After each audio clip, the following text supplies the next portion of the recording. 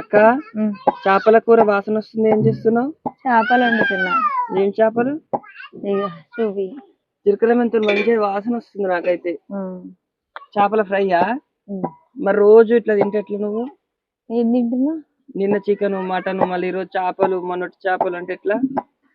ఏం తింటలే, మన ఇంట్లో 10 మంది నాకు ఒక్క ముక్క రాదు మనకి, అట్లా ఉంటది అన్నమాట. ఇంతకేం పచ్చడా అంటే ఉసిరికాయ పచ్చడి బాగుంటది. ఇక అయినట్టేనా? కానీ ఉసిరికాయ పచ్చడి అంటే మా ఇంట్లో అందరికి ఇష్టం. మా చెల్లెకి చాలా ఇష్టం. బంద్ పెట్టినా. మీకెంత మందికి ఉసిరికాయ పచ్చడి అంటే ఇష్టమో కామెంట్ చేయండి.